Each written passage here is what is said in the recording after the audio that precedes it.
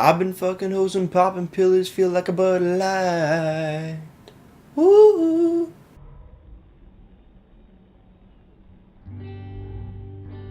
Beer, beer, beer, beer, beer, beer.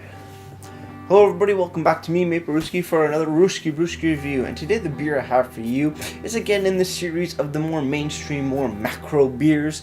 And this beer is famous, it is quite famous, but a big named artist, Post Malone, has really brought Bud Light, I guess, to the forefront of more, I guess, younger audiences, because this is his favorite beer. You see him drinking it on stage, on his videos, on videos that he's in, whether it be H3H3 or what have you. So today we are diving into the world of Bud Light. One beer that I'm actually not too much of a fan of, but I really haven't had any in quite some time. So let's crack this open and see what we have. This is Bud Light. Bud Light is coming in at, where's the alcohol percentage? 4% alcohol by volume. So very, very low. Unknown IBUs, definitely not listed on the can. Not on the website, but oh wow. Untapped is just, whoa, they're saying it's coming in at 27 IBUs and 4.2%. There must be a little bit of a difference between American Bud Light and Canadian Bud Light. I'm not sure, but it's showing 4 here on this can, so we're gonna crack this open and see what we got. Pouring into my Great Lakes pop can style glass. Bud Light, the little brother to the Budweiser I did a little while ago. Looking at the beer, it's quite a pale yellow. Again, super clear with these macro brews. Nice bit of white head on top. You can see my face through the can, through the bottle, through the glass. That's what I'm looking for, the glass. That's the word. Here we go. Let's have a smell. Again, it has that sort of soury, bittery sort of aroma that Budweiser does, but just on more of a baby scale. It's a baby Bud. A little hoppy, actually, yeah. Sort of hoppy bitterness coming off here. Not too much sweetness coming off the aroma, actually. Yeah, sort of like hay. A little bit of melon. Actually, not too bad of an aroma. Let's have a sip.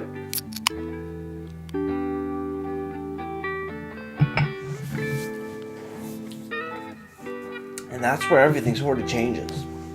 The aroma, not too bad. The flavor, nothing. Nothingness. To me, Bud Light tastes like water with a bit of flavor of beer. If any of you remember when Nestle Water, especially for my Canadian viewers, Nestle Water used to have the sort of flavored water. Geez, this is talking like pre-2010, pre-2010 sort of thing. I think there was orange, there was like lemon, maybe lemon lime, something like that, strawberry even probably, where it was water with a weird awkward flavor of some sort of fruit. That's what Bud Light tastes like. Water with an awkward beer flavor in it. But we need to learn more about this beer, because it's a beer that I really haven't dove into, because the first time I had it, I didn't like it because there was really nothingness there. So today is a more in-depth review. So cheers everybody, let's keep on drinking.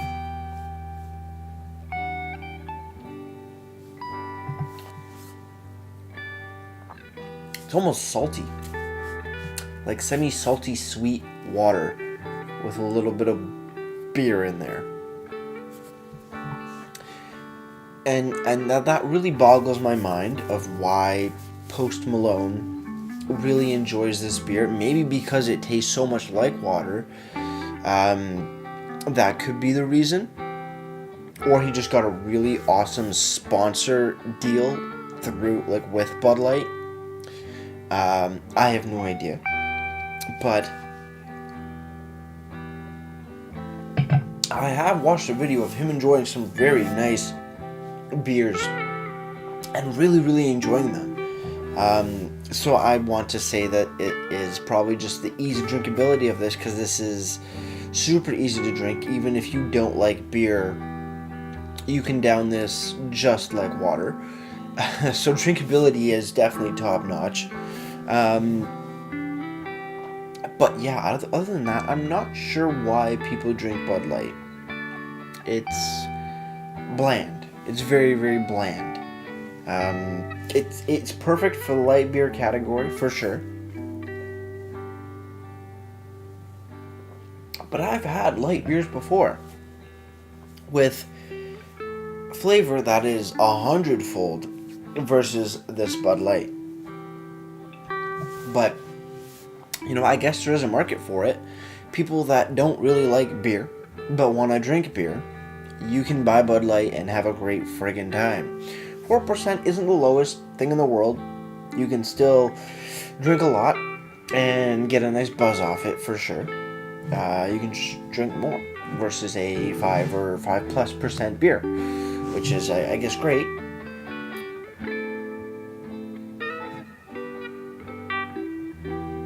But it goes down so easy.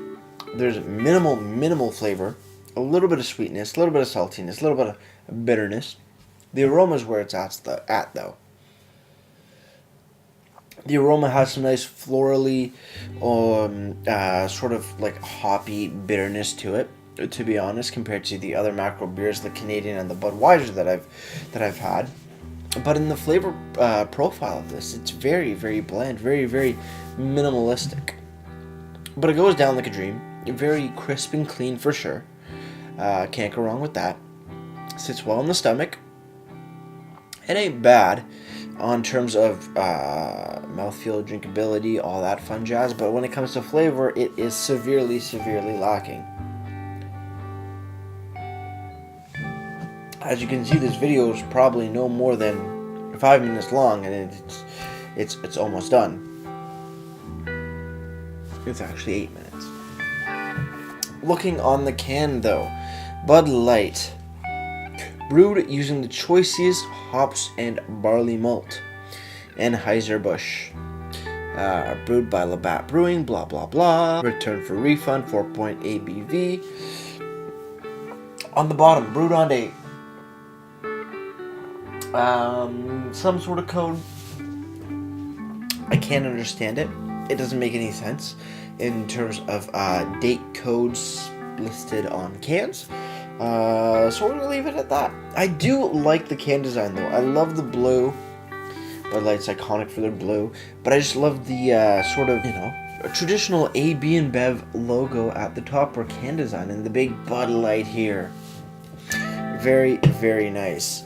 One thing that I want to go a little off track with Bud Light, for sure, in the sense that I miss, if anybody remembers, Bud Light Platinum, 6% ABV, came in aluminum bottles.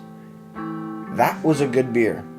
That was a very good macro beer. I enjoyed that thoroughly. Plus 6%, you can't go wrong. It's definitely going to give you a nice buzz pretty quickly, quicker than this for sure, but that was a solid beer. But I don't think that's around anymore, to be honest. I think they discontinued that. I have no idea why. That was actually pretty damn good. But we were focusing on Bud Light. Sorry, little tangent. I just thought of that looking at the blue, because that Bud Light Platinum was fucking perfect. Moving over to the website now, which is separate from the regular Budweiser website. This is budlight.ca. And you go down to the Our Beer section, and they do have a little description. Bud Light is brewed for living. We use the highest quality ingredients for a unique, clean aroma and crisp, smooth finish, so you can get the most out of every moment. Makes sense. It tastes like water, and when you drink water, you don't get drunk. So I guess that's a thing. But Bud Light has many more different beers. They have their Radler. They have a Bud Light Apple, which sounds kind of gross, and the iconic Bud Light Lime, which actually I've enjoyed quite a few times in my years of beer adventure. We're going to call it just like that. Finally, moving over to Untapped, Bud Light has been given a 2.27 bottle caps out of 5, and that's out of a whopping 355,000 ratings. So with that said, we're going to finish this this beer-flavored water, essentially. Cheers. Let's get right to ratings.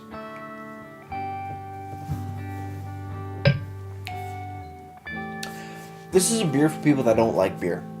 This is a beer for people that like water over beer, because it tastes like water with a little bit of beer flavor. And I guess it will get you to where you're going to, or where you want to be, at 4% ABV, and it goes down crisp, clean, and out of control. Overall, Bud Light gets a solid 0.5 out of 10 for me on the tasting scale, because it tastes nothing really like beer, but it is extremely shotgunnable or funnelable, or however you want to drink beer fast. This will definitely do it for you.